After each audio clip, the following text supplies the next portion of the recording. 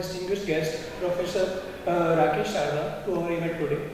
Professor Sarda is a renowned expert in the field of agriculture and environmental science and is currently a faculty member at Punjab Agricultural University in Ludhiana, India. Throughout his career, he has dedicated himself to researching and promoting sustainable agriculture and environmental conservation and has made significant contribution to the field. His extensive publication in academic journals are a testament to his knowledge and expertise. We are honored to have Professor Sarda with us today. Welcome, sir. Thank you. Sir, asking the first question, I want to ask, please introduce us to Paryavaran Sanrakshan Gatividhi and Haryaval Punjab. पर्यावरण संरक्षण गतिविधि और हरियावल पंजाब, जैसा कि नाम से स्पष्ट है, जिसे हम हरियावल पंजाब भी, जो पंजाब है वो हरा भरा। अगर हम देखें तो पौधे, प्रति व्यक्ति पौधे कम होते जा रहे हैं। अगर हम बात करें देश की तो 28 पौधे प्रति व्यक्ति आते हैं हमारे देश में और चाहिए 400 से ऊपर। इसका मतलब है कि हम अपने आसपास को, अपने वातावरण को हरा भरा करेंगे तभी चलेगा। तो ये इसी सोच के साथ पंजाब में हरियावल पंजाब का गठन हुआ। हरियावल पंजाब एक लहर है, एक मूवमेंट है, जिसमें हमने लोगों को प्रेरित करना है कि वो अपने वातावरण के प्रति सजग हो। अगर वातावरण की बात करें तो हमने इसमें 3 आयाम रखे, जिसमें एक है पेड़, पानी और पॉलीथीन या कचरा। हम कहते हैं कि पेड़ लगाओ, पानी बचाओ और कचरा भगाओ या पॉलीथीन भगाओ। अब इसको पूरा करने के लिए अगर हम बात करें तो हमने इनके साथ चले, इनमें हमें किन लोगों की जरूरत पड़ेगी। हम कहते हैं जो शिक्षण संस्थान है, जो जहाँ पे हमारे देश का भविष्य रहता है, पढ़ता है, बड़ा होता है और सब कुछ सीखता है, तो हमें उन्हें बताना है कि वातावरण के प्रति हमारी क्या जिम्मेवारी है। उन्हें उनका इस वातावरण का सजग प्रहरी बनाना है। तो शिक्षण संस्थान, क्योंकि हमारी जो भी चीज़ निकलती है हम देखते हैं, हम ये नहीं कह सकते कि हम धर्म को कभी नहीं छोड़ते। तो धार्मिक संस्थानों का भी हमारे समाज में एक बड़ा रोल रहता है। तो इसका मतलब है हम धार्मिक संस्थानों को भी अपने साथ लेके चलते हैं। और अगर हम घर पे देखें तो हमारी जो 50% पॉपुलेशन है वो है नारी, तो नारी शक्ति भी इसमें जुड़ेगी। तो इसका मतलब है वो भी हमारे इस मूवमेंट या इस लहर में योगदान डालेंगे। और साथ में प्रचार और प्रसार। और इसमें हम एक चीज़ और भी है जो मैं शायद बीच में भूल गया, वो है स्वयंसेवी संस्थान। हमारे समाज में बहुत सारे स्वयंसेवी संस्थान भी काम कर रहे हैं। तो हमें भी वो भी हमारे जो पर्यावरण के सजग प्रहरी हैं।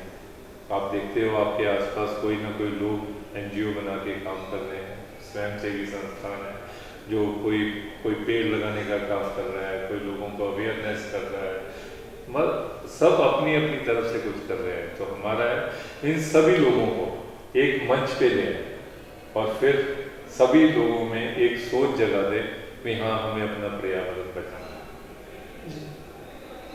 सर, आपके आंसर के लिए धन्यवाद। Moving on to the next question, जैसे कि Earth Day is an annual event at on April 22 to demonstrate support for environmental protection, first held on April 22, 1970. It now includes a wide range of events coordinated globally. The official theme for 2023 is Invest in Our Planet. How can we invest in our planet, sir? अब invest in our planet, तो investment किस तरह की होनी चाहिए अगर हम पर्यावरण की बात करें। तो पर्यावरण में इन्वेस्टमेंट पहली तो है, हम कहते हैं पेड़ एक बहुत महत्वपूर्ण, हमारे एक महत्वपूर्ण अंग है हमारे पर्यावरण। ऑक्सीजन प्रदान करता है, कार्बन डाइऑक्साइड लेता है, हमारे वातावरण को स्वच्छ रखता है। और पेड़ को मैं ये भी कहता हूँ वो बारिश कर भी, अगर पेड़ है तो बारिश है, क्योंकि जो पेड़ के फूलों से जो पोलन्स हैं, वो कैरियर है मॉइस्चर के। तो इसका मतलब पेड़ ज़्यादा है तो पानी भी है, बारिश भी है। अगर पेड़ ज़्यादा है तो पानी का संरक्षण भी है, जो पानी है बह के नहीं जाएगा, वो जड़ें अपने आसपास मिट्टी में सोखते हैं। और साथ ही एक और भी है कि हमें ज़्यादा से ज़्यादा पेड़ लगाने हैं। और इस बार इन्वेस्ट इन आवर प्लानट में एक और बात कही गई भी हमें पॉलिनेशन या पॉलिनेटर गार्डन्स भी बनाना। अब जब पॉलिनेटर गार्डन की बात करते हैं तो उसमें सबसे बड़ी बात ये हो जाती है कि हमें अब ऐसे पॉलिनेटर्स या ऐसे वृक्ष लगाने हैं जो हमारे नेटिव हैं, जो हमारे वातावरण में कई सालों से हो रहे, कई पीढ़ियों से हो रहे हैं, कई हजारों सालों से जो हमारे अपने, जिन्होंने हमारे यहाँ एक तरह से अडेप्ट कर गए जो पेड़, तो वो उन पेड़ों को लगाना है ताकि उन पे जो रहने वाली लोकल स्पीशीज हैं, खासतौर पे तितलियाँ हो गई, मधुमक्खियाँ हो गई और इस तरह के अलग अलग मक्खियाँ और पॉलिनेटर्स, ये जो कीट पतंगे हैं, ये सारे ऊपर आए, उन पे पनपे और बढ़िया तरीके से काम करें। और दूसरी बात है, अगला है invest in our planet, we must reduce our plastic footprint. हम वाटर फुटप्रिंट की बात करते हैं, हम कार्बन फुटप्रिंट की बात करते हैं, तो we must reduce our plastic footprint. Plastic footprint को भी कम करना है, हमें प्लास्टिक का यूज जो है वो कम करना है। वो कैसे हो सकता है? अगर हम सोचते हैं तो हम कहते हैं भी एक एवरेज फैमिली जो है एक दिन में 32 लिफाफे इस्तेमाल करती है, 32 पॉलीथीन के लिफाफे इस्तेमाल करती है। अगर 4 लोगों की फैमिली है तो वो तकरीबन 30 से 32 लिफाफे जो है एक हफ्ते की जनरेट करती है। और इसका मतलब है 32 लिफाफे एक हफ्ते में, तो उसको 52 से उसको 365 पे ले जाइए और 365 से अपनी उम्र पे ले जाइए, तो इतना प्लास्टिक जो है हम अकेले जनरेट करते हैं। तो क्या हम रोक सकते हैं उसे? हाँ, बिल्कुल रोक सकते हैं। और उसके लिए एक थैला बहुत अच्छी चीज़ है, एक कपड़े का थैला जो कि बार बार यूज करते हैं। और जब हम उसको बार बार यूज करते हैं, हम कहते हैं कुछ करना कुछ नहीं है, अपनी गाड़ी में, अपने स्कूटर में या अपने साइकिल पे वो थैला अपने साथ रखना है। जब भी कोई सब्जी वाला आपको सब्जी दे रहा है तो उसे कहिए कि मेरे को पन्नी में, पॉलीथीन में सब्जी नहीं चाहिए, मेरे को सब्जी आप थैले में, और वही से मेरा प्लास्टिक की रिडक्शन स्टार्ट हो जाएगी। तो ये एक पहल है। और ये मैं ये नहीं कहता कि हमें लोगों को डंडे से करना, नहीं, लोगों के में ये जागरूकता लानी है भी ऐसा करना। और फिर हम कहते हैं भी एक और इन्वेस्टमेंट है आप कर सकते हैं इन आवर प्लैनेट, वो ये है भी आपको पार्टिसिपेट भी करना है अवेयरनेस प्रोग्राम्स में, और आपको लोगों को एडवोकेट भी करना है भी ऐसा कीजिए, लोगों को प्रेरणा भी देनी है। तो ये आपका रोल जो होगा वो एक उत्प्रेरक या कैटलिस्ट का हो जाएगा। आप लोगों को इकट्ठा करेंगे, लेके आएंगे, कहेंगे भी आप ये कीजिए, ऐसा करेंगे तो आपके लिए बढ़िया होगा। और जब आजकल डिजिटल जमाना है, तो डिजिटल जमाना, तो इसका मतलब है ये जितनी हमारी सोशल मीडिया की ऐप्स हैं या जो भी सोशल मीडिया, हमें उसमें इसको प्रमोट करना है जी। And that is the investment in our planet. ये हमारी तरफ से, हम लोगों की तरफ से इन्वेस्टमेंट।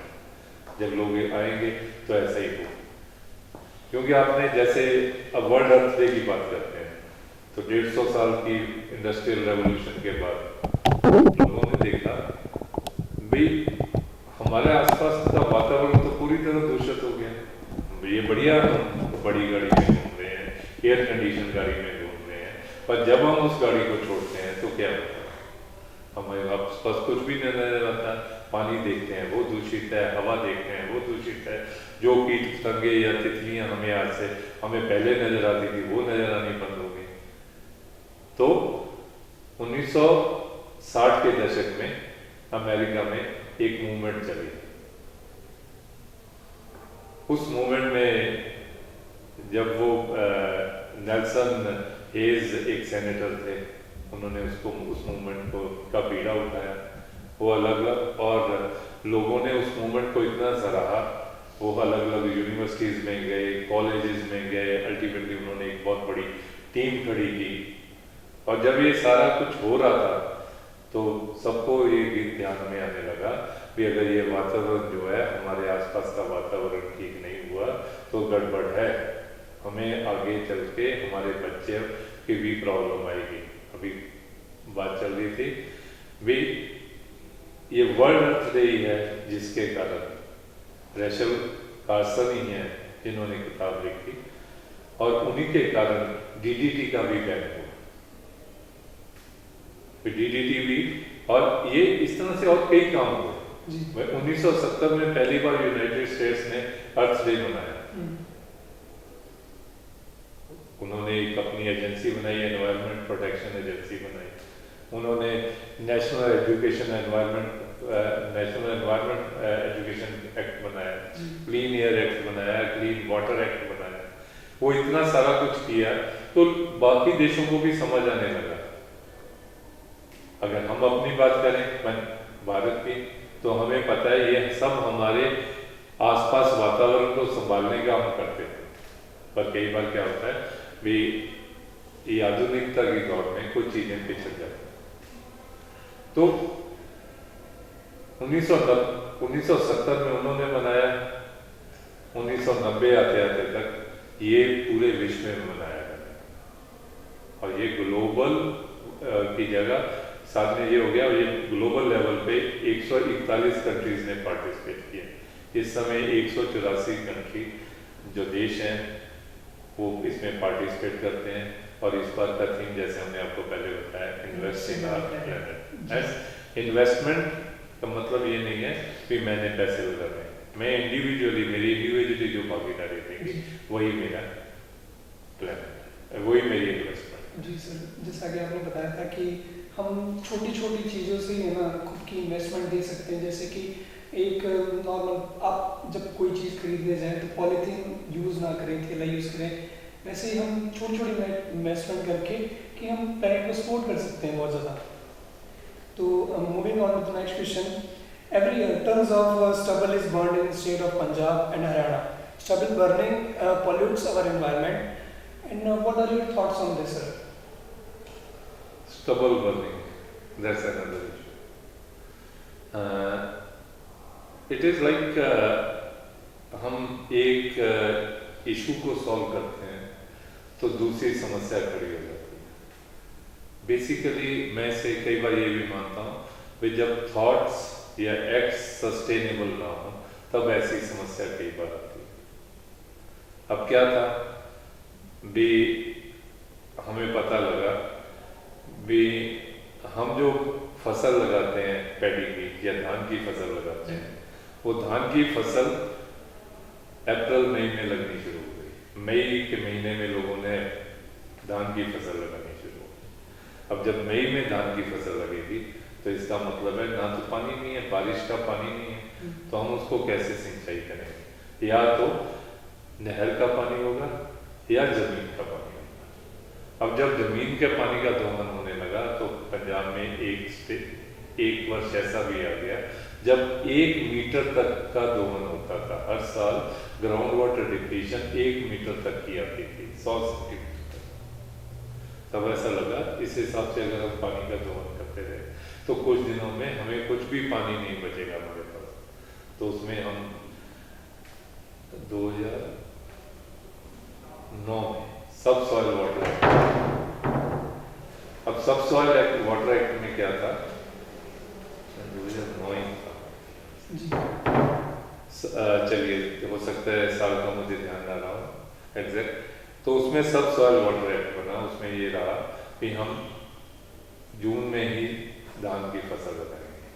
अब जब जून में धान की फसल की बात आई तो उसमें एक और समस्या आ गई, क्योंकि जब जून में लगाते हैं तो हम कहते हैं कि उसके बाद बारिश का मौसम आ जाएगा और बड़ी आसानी से अब वो बारिश का पानी से आप धान पाल सकेंगे और आप जमीन से कम पानी निकालेंगे।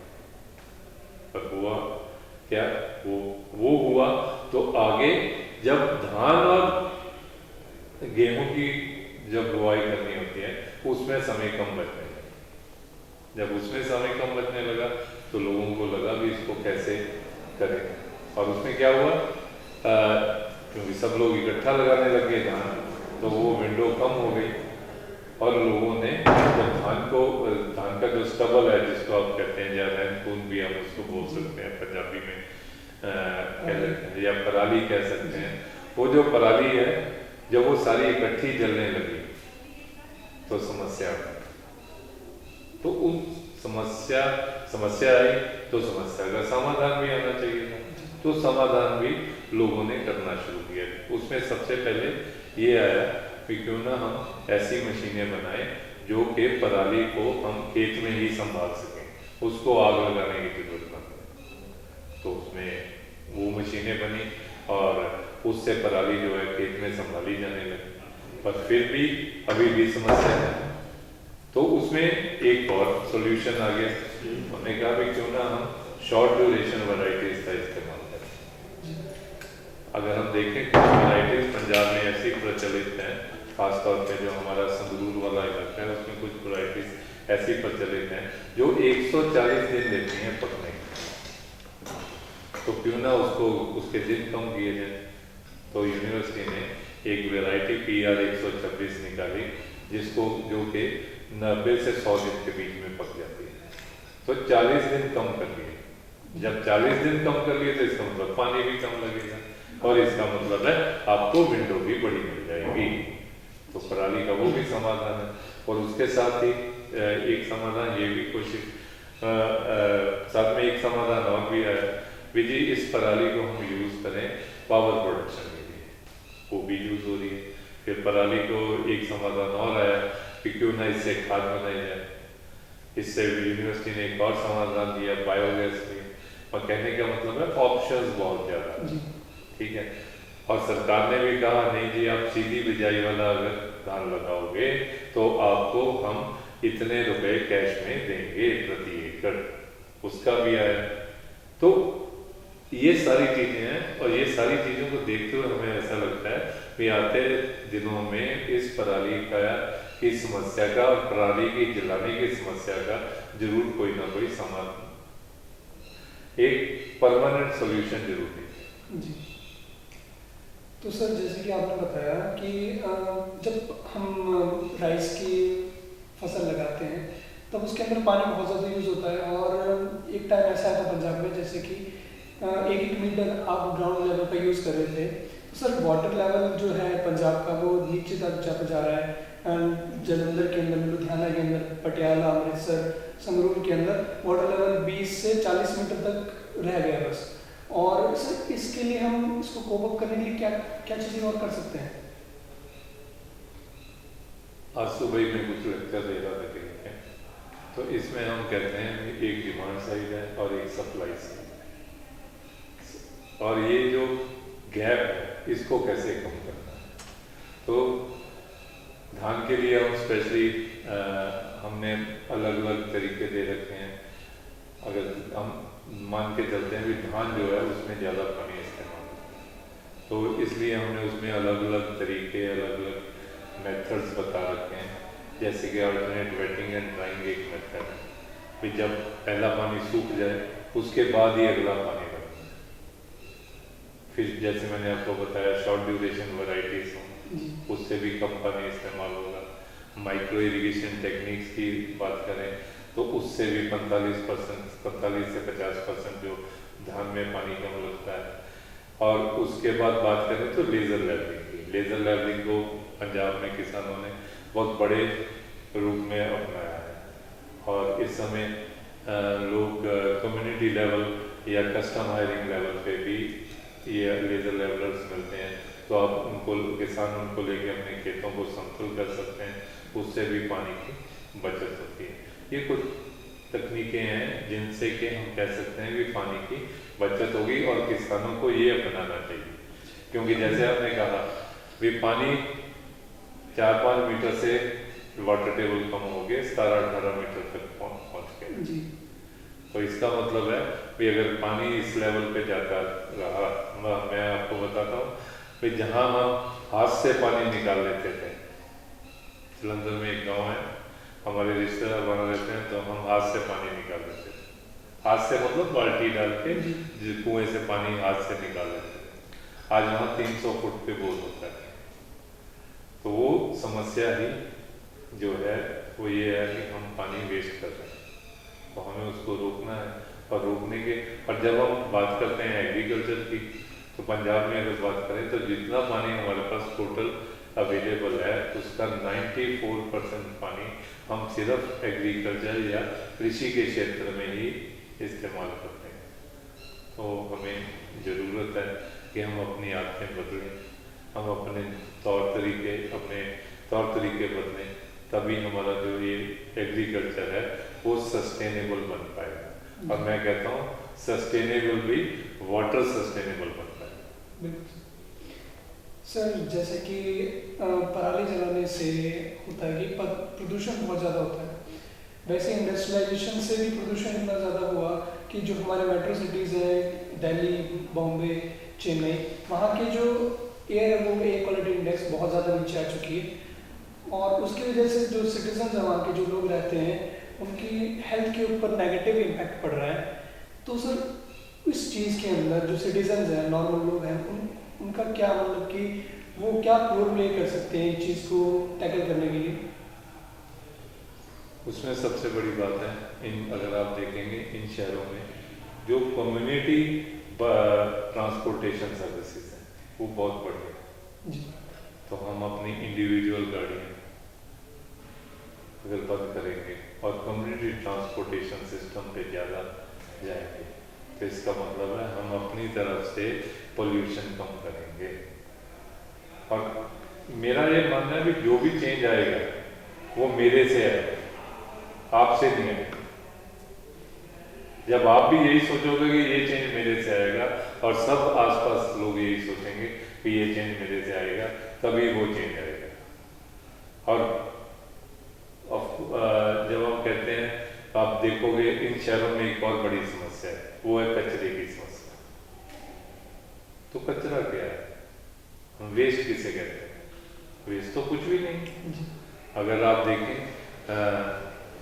प्लास्टिक को लोग इस्तेमाल कर रहे हैं, रिसाइकिल कर रहे हैं, और यही हमारा 4 आवर्स जो हम कहते हैं हमारे पर्यावरण संरक्षण गतिविधि हरियावल पंजाब में, अब हम कहते हैं reduce, reuse, recycle and refuse. अब हम कहते हैं जी प्लास्टिक की बोतल है, ये कचरा बहुत क्रिएट करती है, हमें रिफ्यूज करना होगा उस बोतल को, उस पानी की बोतल को हमें रिफ्यूज करना होगा। हमें कहना पड़ेगा हम गिलास में पिएंगे। हमें ये देखना होगा कि हमारे घर अगर आरओ लगा है, अगर उस आरओ की सही मायने में पहली तो बात है जरूरत भी है कि नहीं जी।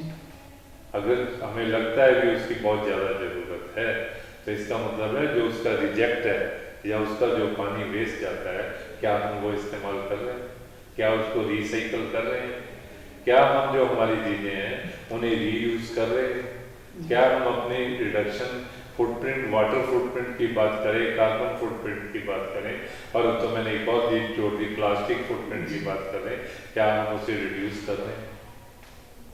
तो अगर हम ये सारी चीजें करते चले जाएंगे तो हमारे घर से कचरा ही नहीं पैदा होगा। हमारे घर से वो रिसाइक्लेबल प्लास्टिक अगर पैदा हो, अगर हम बैग रखेंगे, तो मैंने जैसे आपको पहले बताया कि आपके घर से प्लास्टिक का सिंगल रीयूज लिफाफा खत्म हो जाएगा। अब लिफाफा खत्म हो गया तो आपके घर में बचा गीला कचरा। वो गीला कचरा नहीं है, वो तो खाद है। उस खाद को इस्तेमाल कीजिए, अपने घर में गमलों में डालिए, चाहे अपनी आजकल आप जब भी किसी के भी घर में जाइए तो हर आदमी की, हर गृहिणी की ये इच्छा होती है, हर गृहस्थ की ये इच्छा होती है कि घर में प्लांट्स लगे हों, घर में पौधे हों, घर में चिड़िया चहचहे। तो अच्छे पौधे, अच्छी खाद आप सके तो घर में ही है, तो कचरा ही नहीं है। तो ये जो कूड़े के बाहर बने हैं ये बनने बंद हो जाएंगे, इनमें से मीथेन निकलनी बंद हो जाएगी, हमारी एयर क्वालिटी इंडेक्स बढ़िया हो जाएगा। जो हो गया इसको भी अगर हम सुधार लें, अब मैं बताता हूँ 2015 में यूनाइटेड नेशन ने सस्टेनेबल डेवलपमेंट गोल्स दिए और उसने टारगेट रखा कि ये सारे सस्टेनेबल डेवलपमेंट गोल्स हम 2030 तक पूरे कर लेंगे। 2023 आ गई, जी लोगों को इस बार पता लगा ये सस्टेनेबल डेवलपमेंट गोल्स पूरे कैसे होंगे, ये तो हो ही नहीं सकते जिस रफ्तार से हम चल रहे हैं। तो ध्यान में आया कि अगर हम 5 से 6 गुना रफ्तार पे काम करेंगे तभी हम अपने सस्टेनेबल डेवलपमेंट गोल्स जो है पूरे कर सकेंगे, चाहे वो पानी के लिए है, चाहे वो हेल्थ के लिए है, चाहे वो सैनिटेशन के लिए।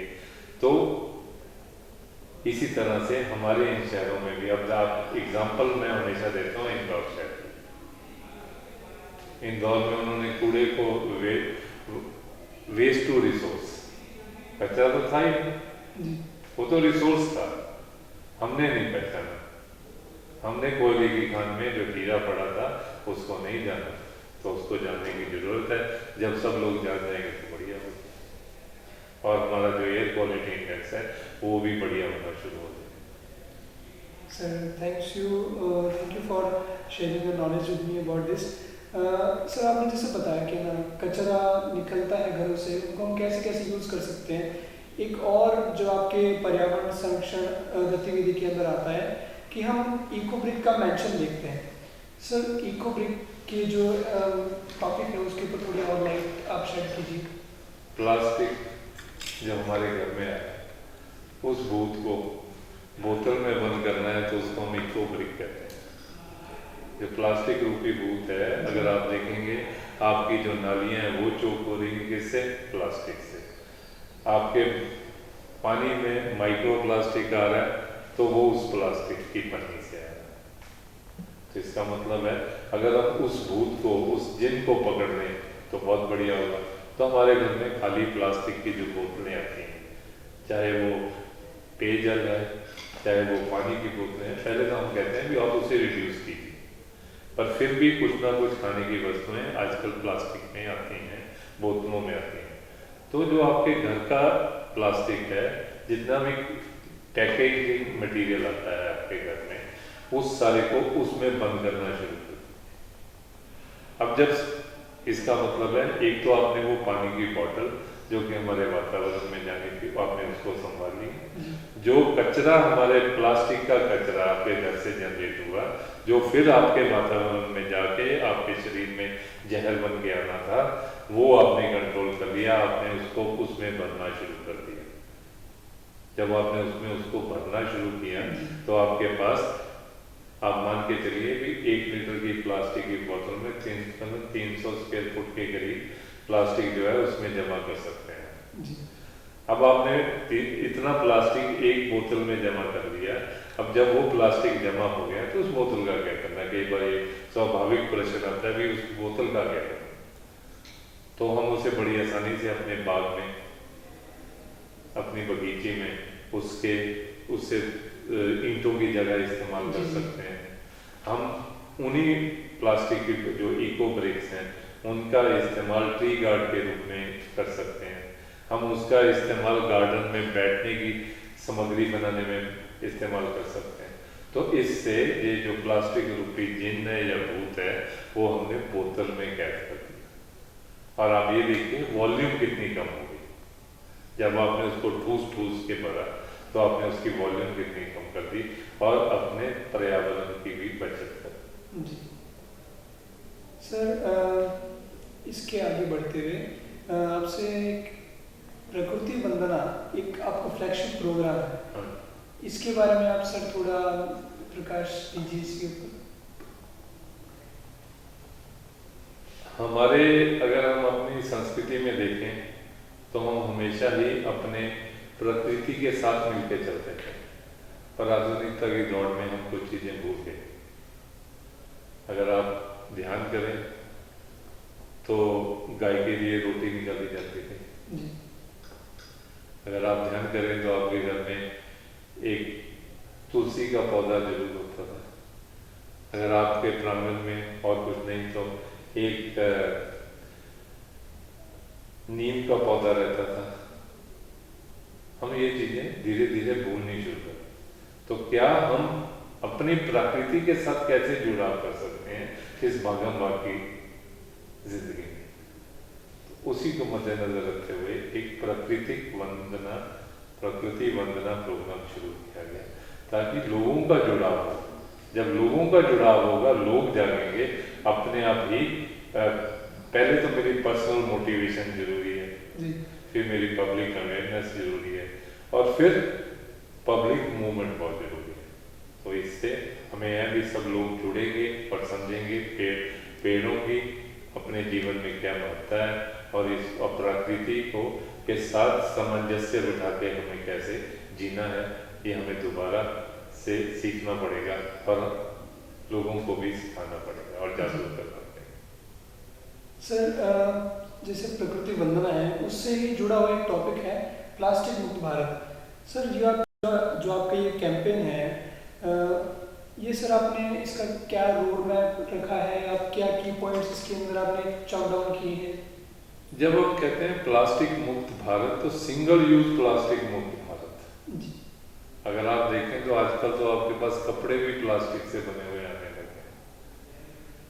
तो हम ये कहते हैं कि जो सिंगल यूज प्लास्टिक है वो हमें बैन करना चाहिए, हमें बंद करना चाहिए, क्योंकि वो हमारे एनवायरनमेंट को पॉल्यूट करता है, उसे हम संभाल नहीं पाते।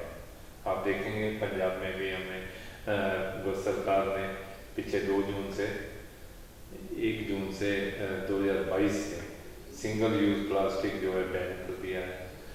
और हम भी यही कहते हैं कि आपके घर से कम कचरा निकलना चाहिए। और अगर हम रोड मैप की बात करें तो सबसे पहली बात है कि सिंगल यूज प्लास्टिक से बचा कैसे जा सकता है। और जैसे मैंने आपको पहले बताया, थैला आपके पास जरूर होना चाहिए। अगर थैला है तो बहुत बढ़िया बात है। और जितना हम प्लास्टिक का इस्तेमाल अपने जीवन में कम करेंगे सिंगल यूज प्लास्टिक का, तो उतना ही बढ़िया रहेगा। हमें जैसे हम देखते हैं घरों में, कई बार घरों में क्यों सार्वजनिक स्थानों पे कहीं लंगर लगा हुआ है तो प्लास्टिक का बहुत ज़्यादा इस्तेमाल होता है। तो क्या हम उसे रोक सकते हैं? तो कैसे रोक सकते हैं? तो इसका मतलब हमें कुछ अल्टरनेटिव्स भी देने पड़ेंगे। उसमें चाहे वो बायोडिग्रेडेबल प्लास्टिक हो या बायोडिग्रेडेबल ऐसी वस्तुएं हो जो जैसे कि बगास से बनती है, गन्ने के खोरी से जो बनती हैं, प्लेट्स बनती हैं, चम्मच बनते हैं, स्टार्च से चम्मच बनते हैं, प्लास्टिक बनता है जो कि बायोडिग्रेडेबल रहता है। आप जब तक उसको चाहे इस्तेमाल करें और उसके बाद उसको मिट्टी में मिला दें तो बायोडिग्रेडेबल कंपोस्ट बन जाता है और खत्म हो जाता है। तो ये एक रोड मैप है। 2 चीज़ें हैं इसमें, एक तो है लोगों को जागरूक करना पड़ेगा, दूसरा है सरकार ने अपने लेवल पे भी भारत एक ऐसा देश बन गया है जिसने अब सिंगल यूज प्लास्टिक पे बैन किया। जी सर, तो जैसे कि हम देख रहे हैं कि 2019 जो कुंभ हुआ था उसके अंदर 18,000 metric ton of solid waste निकला था और इतना हाई लेवल ऑफ कंसंट्रेशन उसके अंदर प्लास्टिक का था जो पर्यावरण के लिए बहुत नुकसानदेह था। जब आपने पॉलिथीन मुक्त कुंभ कैंपेन स्टार्ट किया था सर, उस कैंपेन ने कितना हद तक अपना जो अचीवमेंट है, मतलब कितना अचीव किया, अपना टारगेट उन्होंने अचीव किया आपके कैंपेन में? इसमें मैं ज़्यादा तो नहीं बता पाऊँगा, पर हाँ उसमें जो हमारे जो बर्तन थे खाने पीने के, उसमें वो उनका इस्तेमाल कम हुआ। आप सोच सकते हैं यदि एक व्यक्ति 2 दिन भी कैंप में वहाँ कुंभ में रहा तो अगर उसने 3 समय की रोटी खाई तो 3 समय की रोटी का मतलब है वो कम से कम 3 प्लेटें हो और साथ में 3 चम्मच, 3 कटोरी और 3 गिलास, ये सारा प्लास्टिक वो जनरेट करता। और अगर हम इसे कागज में ले जाएं, कंपोस्टेबल या डीकम्पोजेबल या बायोडिग्रेडेबल में ले जाएं, मटेरियल में ले जाएं, तो आप सोच सकते हैं कि कितना प्लास्टिक बचेगा। और उसके बावजूद भी जैसे आपने कहा इतना प्लास्टिक जनरेट हुआ, तो कुछ खाने की चीज, पीने की चीजें जो हैं वो उस सिंगल यूज प्लास्टिक में आती हैं जिसको कि हमें चेंज करना है और उसके लिए भी रिसर्च चल रही है। तो कहने का मतलब है ये एक प्रयास है, प्रयास शुरू करेंगे तभी बात आगे बढ़ेगी, तभी लोगों में जागरूकता है। तो इस प्रयास को जैसे जैसे आगे बढ़ेगा वैसे वैसे हम देखेंगे। आज से पहले तो हम ये भी नहीं सोचते थे कि प्लास्टिक भी बायोडिग्रेडेबल हो सकता है, प्लास्टिक भी कंपोस्टेबल हो सकता है। आज आपने हमें गिफ्ट दिया, आपने एक मोमेंटो दिया हमें, ठीक है, जो हमारे इस्तेमाल के लिए है, एक खुरपा है हमारे इस्तेमाल के लिए, आपने उसको किसमें दिया रैप करके? बायोडिग्रेडेबल प्लास्टिक वाले डिब्बा, ठीक है। तो इसका मतलब है भाई हम ये एक सोच है, जब ये सोच आगे बढ़ेगी तो उसके साथ साथ ही नए आयाम खुलेंगे, नई बातें होंगी, नए मटेरियल बनेंगे और हम आशा करते हैं कि प्लास्टिक, भारत भी कभी सिंगल यूज प्लास्टिक मुक्त देश होगा। जी सर, एक और क्वेश्चन था जिसके ऊपर कि बुढ़ा नल्ला है जो सीजनल वाटर स्ट्रीम है एक, जो कि मालवा रीजन से पंजाब इंडिया से पास होते हुए लुधियाना प्रांत के अंदर निकलता है, जो कि सतलज रिवर है उसके अंदर मिल जाता जाके धीरे धीरे सर वो पॉल्यूट होना स्टार्ट हुआ, उसकी वजह से जो पॉल्यूशन है वो सतलज रिवर तक भी पहुंच रहा है। सर हम बुढ़ा नाला जो है उसको क्लीन कैसे कर सकते हैं? एक ज्वलंत क्वेश्चन जी। बुढ़ा नाला सिर्फ एक ही शहर में नहीं, आज भारत के हर शहर में एक ऐसा बुढ़ा नाला है। ये बुढ़ा नाला बेचारा बुढ़ा ही रह गया, अब ज्यादा बुढ़ा कर दिया हम लोगों को। मैं किसी जमाने में, मेरे को ध्यान में है, जब मेरे पिताजी बताते थे कि गौशाला घाट, लुधियाना से ही क्योंकि मैं हूँ, तो कहते गौशाला घाट में अगर आप सिक्का डाल दो तो आप जमीन से बुढ़ा नाला के तली से सिक्का उठा सकते थे। ऐसा बुढ़े नाले का साफ पानी होता था। और आज की डेट में बुढ़ा नाले का पानी अगर आप देखें तो स्याह काले रंग का होता है। जब लुधियाना में एंटर करता है उससे पहले कुछ साफ होता है, पर जैसे जैसे एंटर करता है तो हमने उसको दूषित करना शुरू कर दिया। चाहे वो डेयरियों का गंदा पानी हो, अब आसपास क्योंकि इतना बड़ा शहर है, 35 लाख की आबादी का शहर है, तो इसका मतलब है वहाँ पे दूध भी लगेगा, वहाँ पे और भी ज़रूरतें होंगी, लोगों को एम्प्लॉयमेंट भी चाहिए होगी। तो जो वो डेयरियाँ बनी बुढ़ा नाला के आसपास, उनका सारा मैल जो है, पशुओं का सारा मैल जो है वो उसमें जाता है बुढ़ा नाला। थोड़ा सा आगे बढ़ते हैं तो बुढ़ा नाला में जो हमारी इंडस्ट्री है वो पानी डालना शुरू कर देती है, वो गंदा पानी भी जाता है। थोड़ा सा और आगे चलते हैं तो पता लगता है सीवरेज का पानी भी कई जगह रॉ सीवरेज ही बुढ़ा नाला में जा रहा होता है।